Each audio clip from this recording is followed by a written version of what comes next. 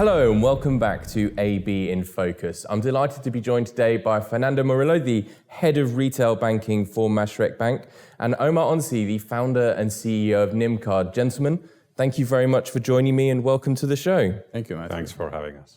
So to start with, we're here to talk today around banking and around fintech. Firstly, maybe, Fernando, we could start with you here. Fintech, why is this important to banks? Why should banks continue to be investing in fintech?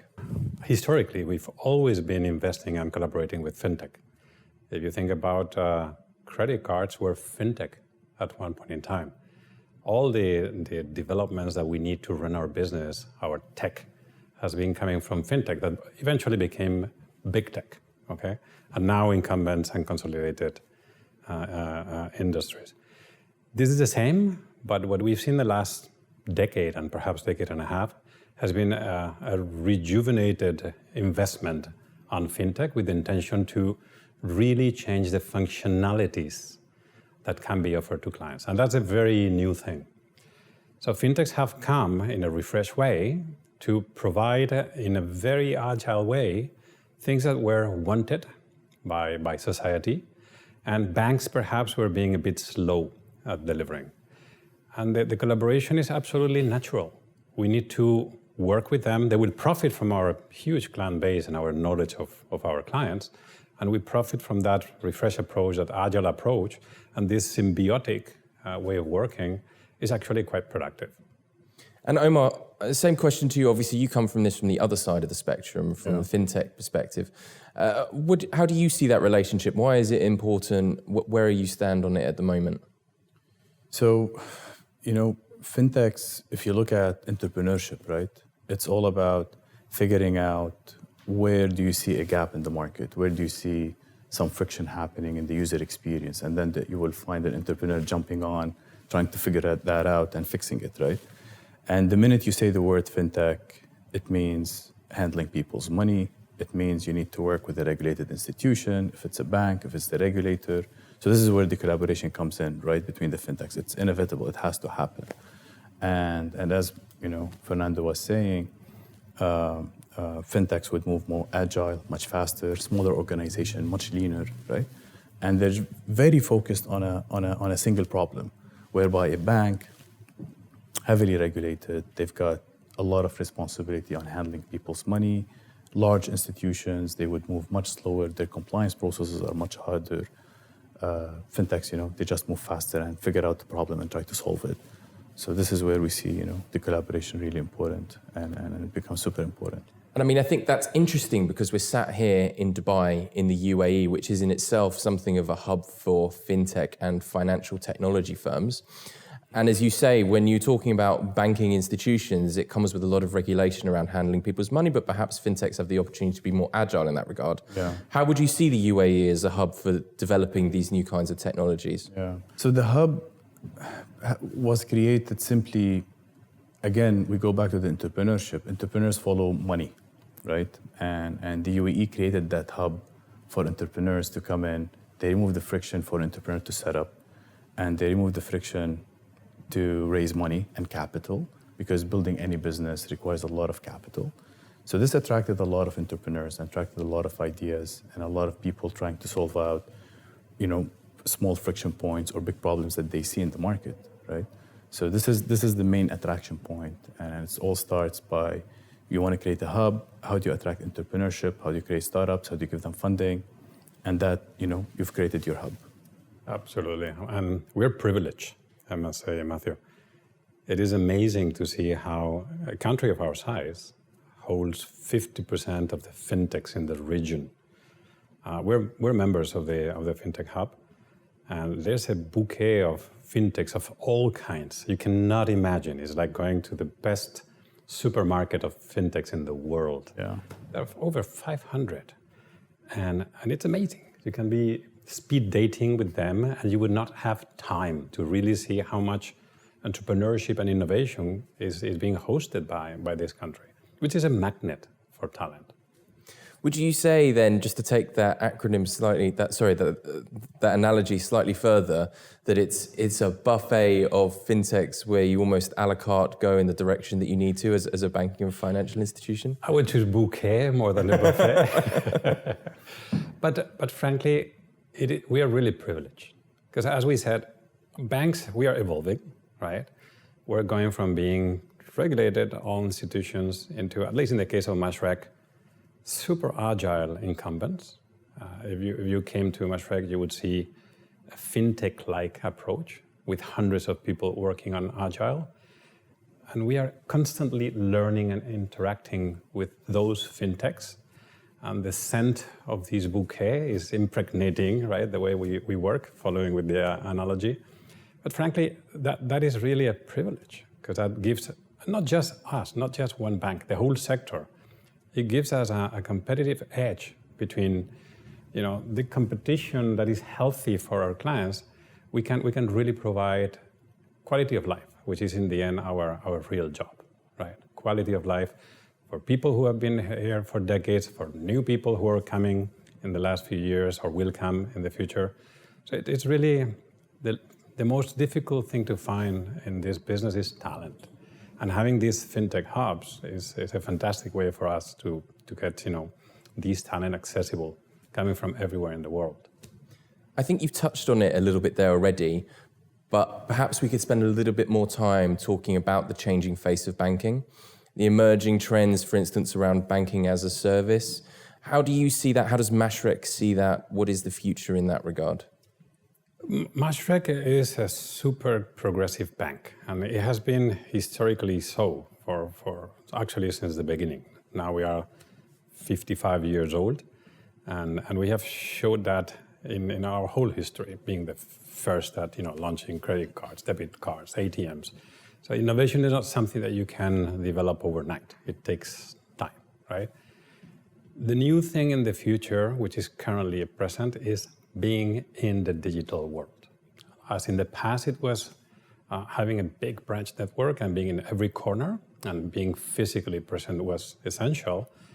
In the future, in the present, and now we're talking about metaverse, which is a way of the future to take shape, we will all have to be in the digital spaces. So the way to be there, the way to be digitally present, your products, your services, your brand, is through software. And that software is the APIs, is the standard way of being consumed elsewhere. So we are designed and structured in an open API approach deliberately so that we can connect and provide banking as a service everywhere. That means that every single digital ecosystem that is emerging right now is emerging in this country. You have to be there because traffic now is not being in a corner. Traffic now is being there. So banking as a service is just our natural way to evolve and being present there in multiple ways. You can make yourself available in multiple ways, but you have to follow a way of working that starts from how to channel your innovation and your teams to really make yourself present as banking as a service elsewhere. Omar, perhaps we could get your opinion on the same subject, because I imagine you have a slightly different take on the same idea. Yeah. So again, I go back to the entrepreneurs, right? When you're I'll give you a small example. In 2015, $100 million were invested in tech startups across the region. In 2021, 22, $2.2 billion. So you can imagine the amount of growth in 5-6 years, right? Over 20x. And all of those companies, they need access to financial services. And the friction is extremely high, right? How do you remove that friction? So a progressive bank like Mashreq, there was nothing called offering cards as a service ever in the UAE for 20 years. Why haven't we seen the fintechs launching a lot of innovative payment cards, for example? And Mashreq was the first bank who gave us that opportunity. We hooked up, we integrated. The integration process takes time the first time, but then you have a winning combination to open up that legacy infrastructure or full of friction infrastructure, and suddenly you democratize it, right?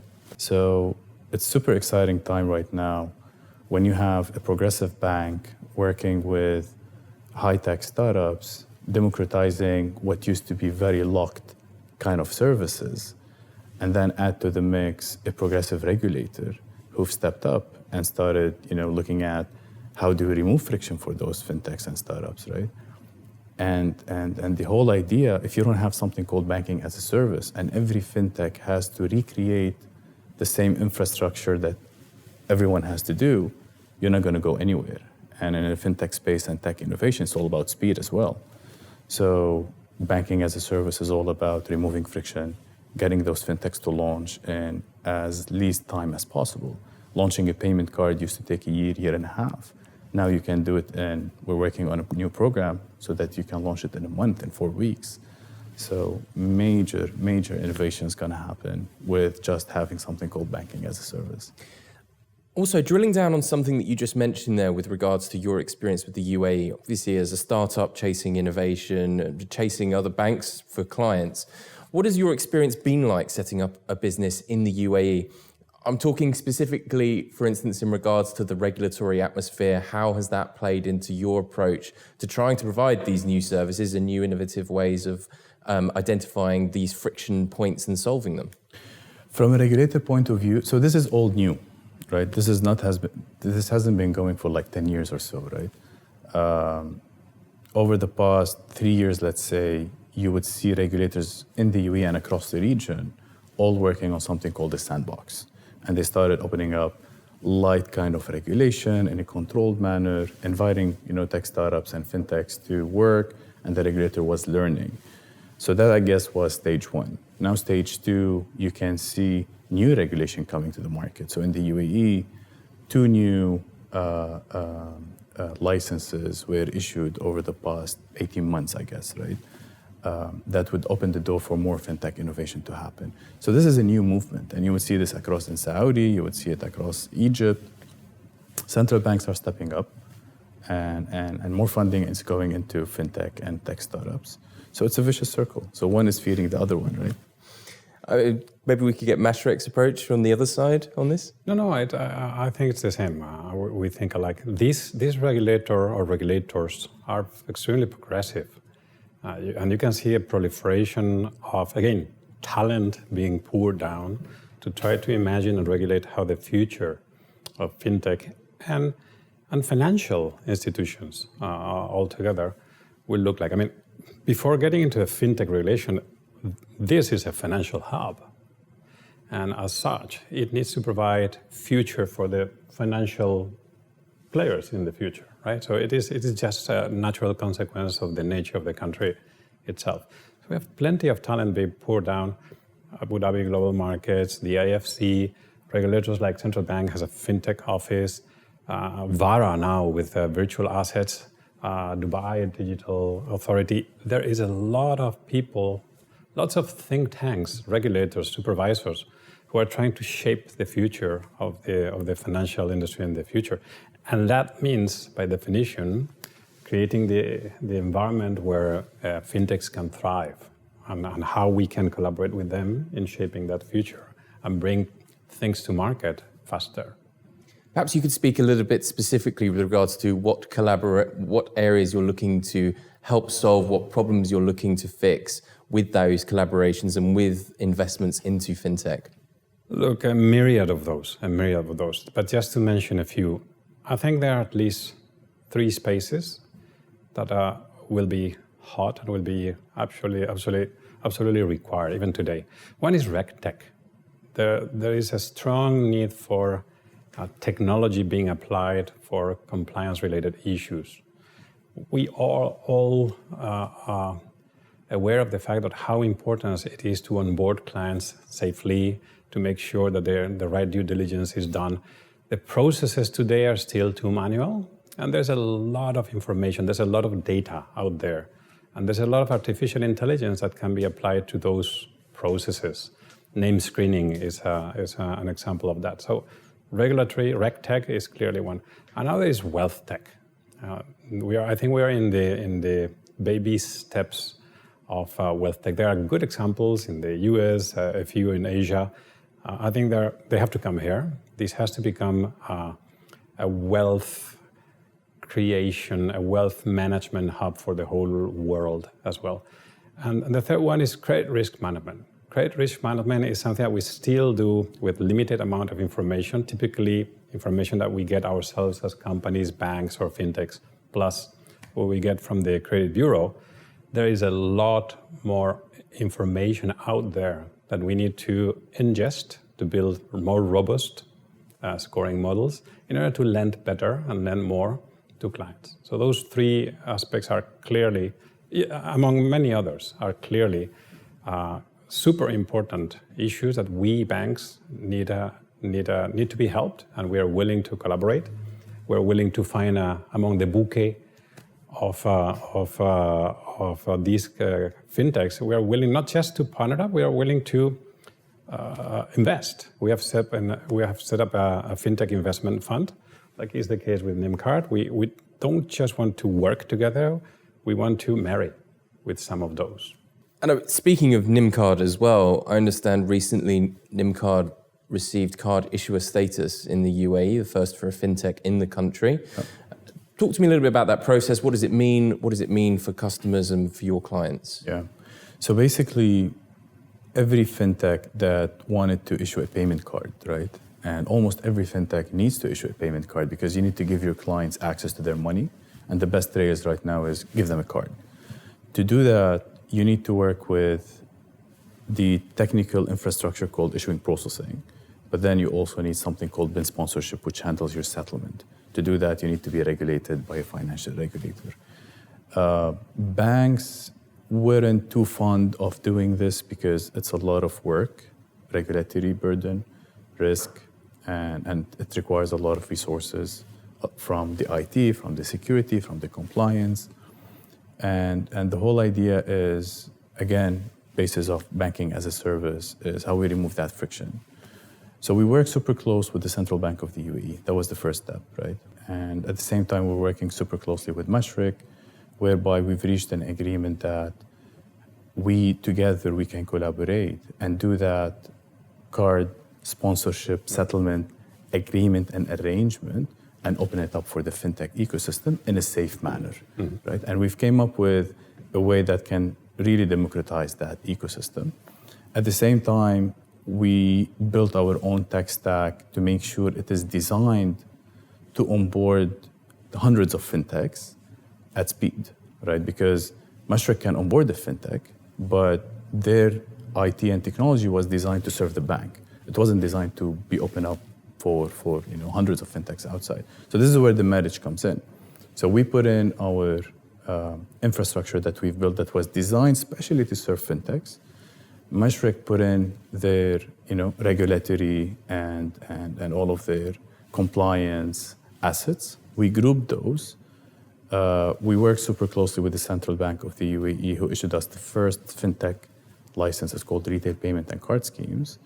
And now we have something super powerful and super unique in the market, whereby any fintech that can come to us, we can take them to market in 4 to 6 weeks. This is something that never existed back in the UAE. So this is like the best example when a bank partners up with a fintech, what is the outcome of that and how powerful that can be to an ecosystem. It sounds very exciting. I look forward to see what's happening with it. And speaking of which, before we finish today, gentlemen, I would like you to put on your future goggles and tell me what you expect the future to look like for customers. How are these trends that we're speaking about directly going to impact customers? I mean, you've already mentioned, for instance, the metaverse. Am I going to be putting on my VR headset to go towards my local branch to do my banking? What does the future of banking look like? How is fintech and how is this relationship and these marriages going to play into it together? Fernando, perhaps you could kick us off on this one. I think it's an exciting future, but it's time to make really bold decisions. The future will be eminently digital, not just digital, will be mobile. Mobile will evolve. Mobile will be more and more embedded. Our whole lives will be in our mobile. We think that it is already happening. A lot more will happen. So mobile will be the repository of our lives. That will be connected with the digital world. We have to be there. Bold decisions like, and that's tough to say, but you have to, in order to get into a new world, you have to burn bridges and the vessels of the old one, and that's a bold decisions. At Mashreq, we reduce our branch by 80% in order to be able to invest in what we believe is the best banking platform in this part of the world. In doing so, the future will provide our clients the best experiences. And that means personalization. We need to be able to get, as I said earlier, all the data around you with your consent and being able to anticipate and provide you with your solutions either in our app or anywhere else. And that's what banking as a service is. Banking as a service is not just the future for the sake of it. It's a $7 trillion business, okay, in the next 5 years. So it's a huge amount of money that will be poured down in that digital future. So we have to use the data to personalize. We have to use the data to design products and services that you will need, that today don't exist, and we'll do it in collaboration with fintechs. And we need to make sure that whatever is happening there, and it's going to be, and today we don't know, we will be able to connect. So we have to be an open-minded and an open architecture, open API architected company in order to be connected to that future. I think it's time for those bold decisions, and it's all about changing completely the way you operate. The profiles of the people that we used to have in banking are different from the profiles of the people that we are needing now and will need for the future. Again, if you came to Mashreq, you would see a lot of people wearing jeans, running around places, working in a way that you would think, it looks like Palo Alto more than the Middle East, right? So it's already bringing that fresh approach that will connect us with the future. An example is, and I finished with that, we've just launched Neon Next. Neon Next is our proposition to the teenagers, young people who are between 12 and 18. We have developed that app, which I believe is the best youth app in the world. We have co-created with them, just sitting down with them. These guys bring ideas by the second. Their ability to create and innovate is limitless, right? So being able to respond to that very quickly is the future. And you can only do that if your people, your incentives, your technology is already in the future or heading for the future. Very exciting. Very bold new announcements there as well. Omar, you have the last word and your thoughts on the future for customers. Yeah, I overlap with Fernando, and I would wrap it with frictionless, right? So how does all of this that Fernando was talking about translates to the end consumer? It's frictionless experiences, right? It's digital, it's mobile, it's built on data, it's built on open APIs. But how does the consumer see all of that? And he's going to see frictionless experiences. So all of your services that you are used to taking from a bank, they will just be better, faster, and frictionless. That's how I see the future coming. A frictionless future. And on that note, Fernando, Omar, thank you both very much for joining me this morning. Appreciate you taking the time and speaking to us. And thank you. Please come back soon. Thank you. Thank you for having us.